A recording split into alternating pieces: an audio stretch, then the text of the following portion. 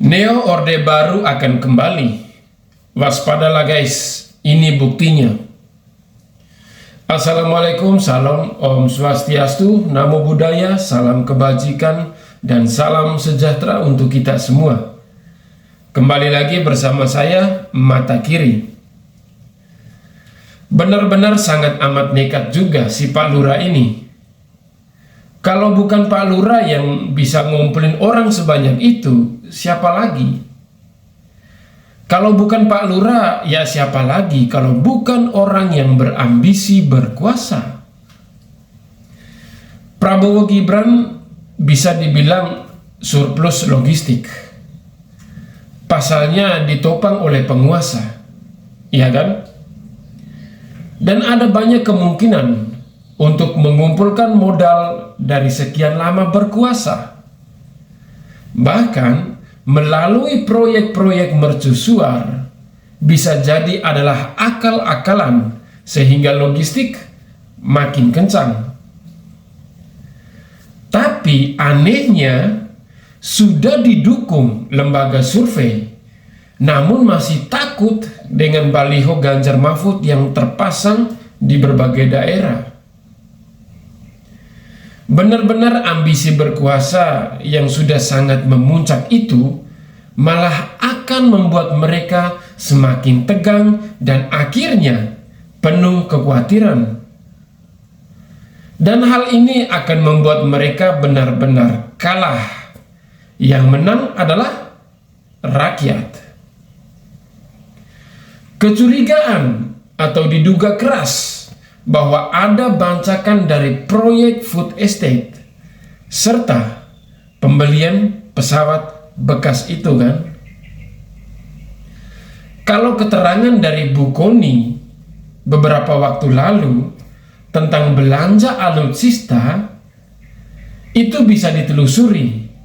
Mungkin kalau mau diperdalam lagi dan bisa jadi ketemu apa masalahnya dan di mana letak amburadunya proyek-proyek yang mubazir itu. Jadi ada saja cara mereka untuk tetap bisa menggarong anggaran negara kan. Lalu anggaran itu digunakan untuk logistik pada ajang pilpres ya kan.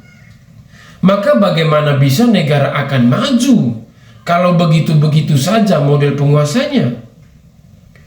Duit berputar kencang, tapi merusak kualitas berbangsa dan bernegara.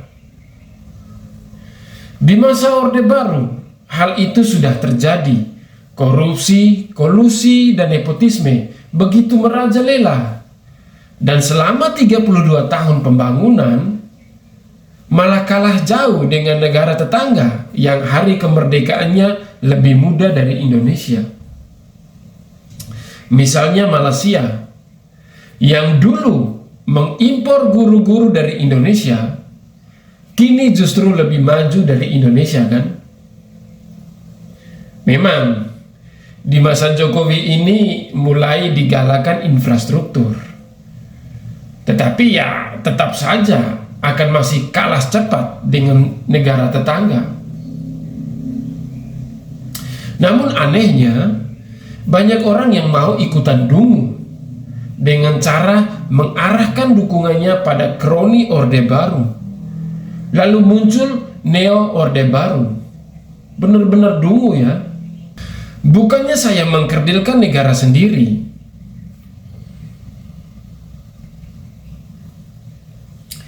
Bukannya saya mengkerdilkan negeri sendiri, tetapi karena banyaknya oknum yang berkuasa melakukan pengkhianatan terhadap Pancasila, sehingga negara masih sulit berkembang pesat.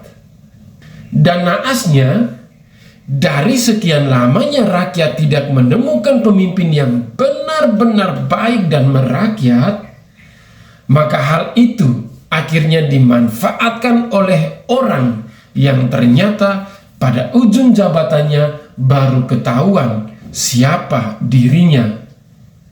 Ternyata prank, pura-pura merakyat, ternyata licik dan haus kuasa. Bahaya, sangat bahaya. Banyak rakyat yang shock dan merasa tidak percaya dan kadang berkata, masa sih Pade begitu?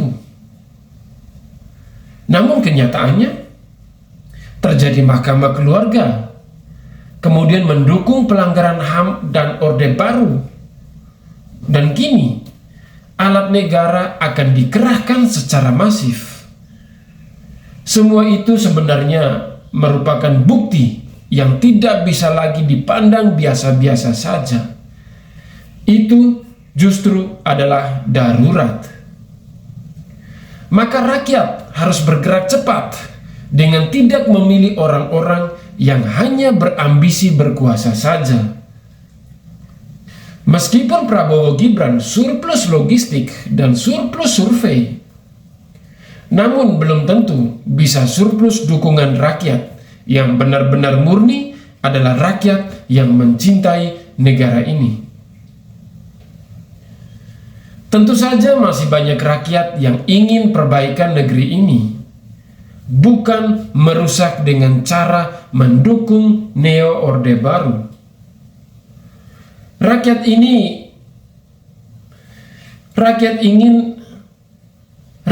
ingin masa depan Indonesia jauh lebih cerah dan benar-benar jauh dari praktek-praktek kekuasaan yang kotor. Rakyat tidak suka dengan dinasti, sebagaimana masa Orde Baru yang sempat dilawan. Maka kini kalau praktek Neo Orde Baru itu akan muncul, maka rakyat akan bergerak lebih masif lagi. Tim Prabowo Gibran boleh saja mengarahkan perangkat desa, namun rakyat masih bisa melihat bahwa ada cara-cara yang tidak beres. Melihat cara-cara itu, rakyat bisa menilai bahwa ini sudah tidak sesuai dengan semangat demokrasi. Rakyat menilai ini sangat berbahaya. Apalagi tim Prabowo Gibran ini mengancam seorang jurnalis perempuan akan dilaporkan ke Dewan Pers. Padahal jurnalis itu atau pembawa acara dialog di acara televisi hanya mempertanyakan apakah betul ada dukungan Prabowo Gibran dan kenapa paslon lain tidak diundang. Habibur Rahman tidak bisa menjawab alias berusaha melindungi kesalahan atau ketidaknetralan Prabowo Gibran, sehingga cara berlindung dari kesalahan adalah mengancam. Padahal jelas-jelas beredar sebuah video yang dimana dalam video itu ada suara MC yang mengajak untuk mendukung paslon nomor urut 2, yakni Prabowo Gibran. Ini dia videonya. Oke, jadi ini adalah foto ataupun video ketika Pak Prabowo dan juga Mas Gibran mendapatkan dukungan dari aparatur desa yang harusnya ini di undang-undang jelas dikatakan bahwa ini nggak boleh.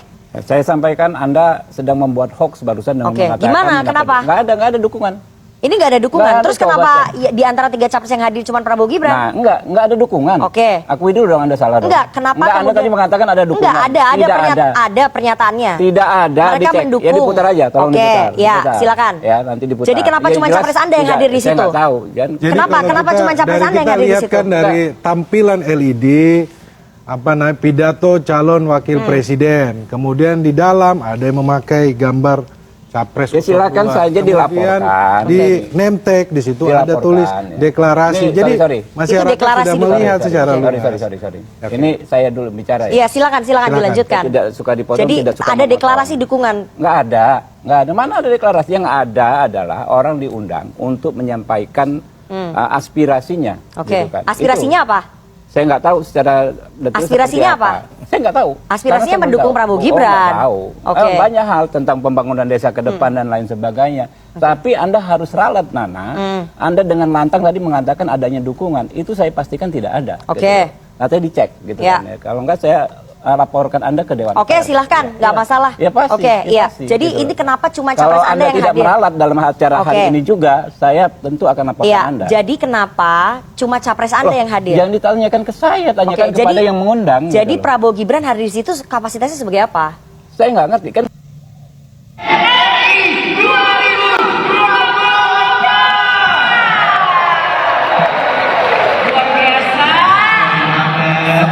Tentunya memang pada hari ini mereka hadir dengan tujuan yang baik yang mulia untuk menyatukan visi misi dan juga semangat semuanya Dan juga dukungan. dukungan. Ya, tentunya untuk Bapak Prabowo dan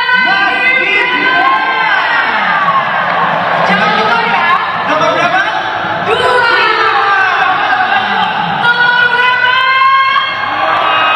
Coba tekan sekali lagi nomor berapa? Pendukung dan yang didukung biasanya adalah sama. Anak buah suka mengancam, apalagi bosnya, ya kan? Jangan-jangan akan menculik juga. Wah, bahaya ini. Sebelumnya katanya ada tim Cyber 08 akan memantau para netizen sehingga diminta berhati-hati.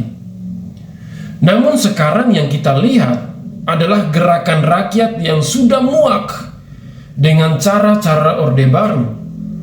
Dan apalagi kalau ada Orde Baru kembali lagi dengan gaya neo, maka ini akan lebih brutal lagi.